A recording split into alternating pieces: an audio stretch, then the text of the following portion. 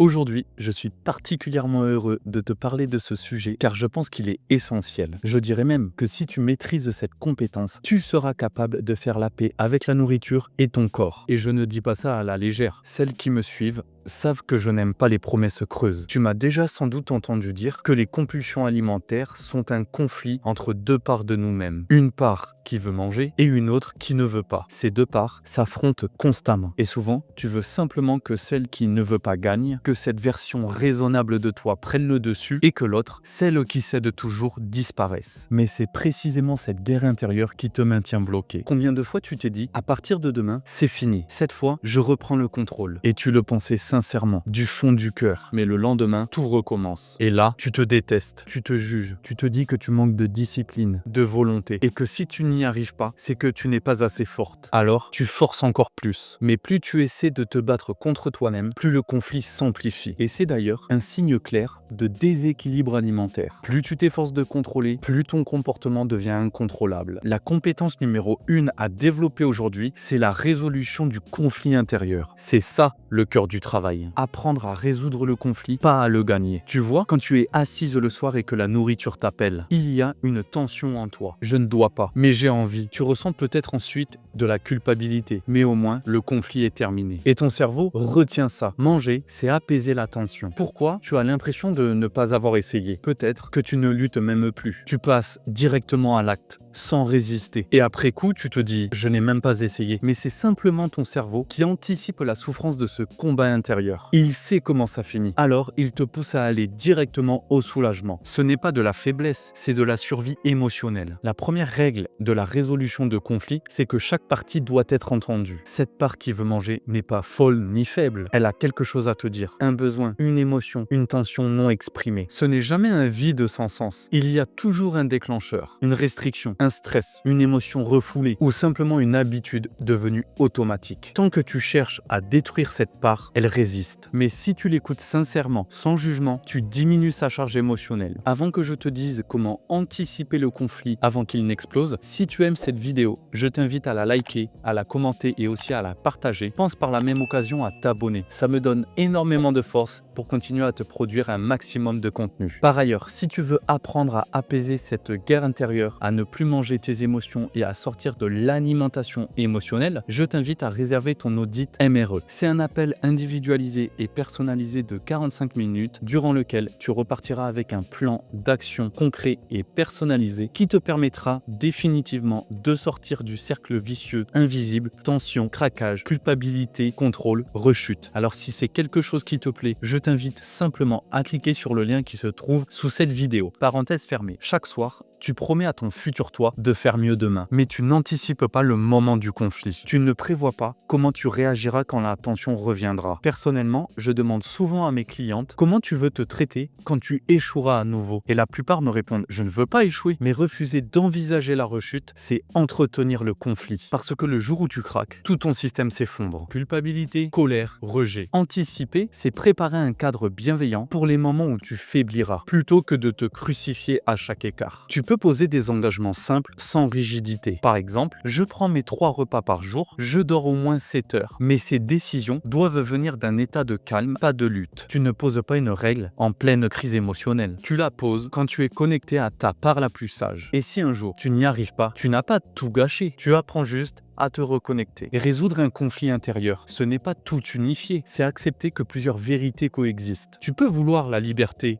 et le contrôle, tu peux être douce et en colère, tu peux aimer ton corps et parfois le détester. Tout cela est vrai à la fois. Et c'est en cessant de vouloir choisir un seul camp que la paix intérieure commence à émerger. En résumé, tant que tu cherches à choisir une version parfaite de toi, le conflit persistera. Mais si tu apprends à écouter, anticiper et accueillir tes différentes parts, alors la nourriture cesse d'être un champ de bataille. Elle redevient ce qu'elle aurait toujours dû être, un moyen de vivre, pas de fuir. J'espère que cette vidéo t'a plu. On se retrouve très bientôt dans une nouvelle vidéo. Ciao ciao.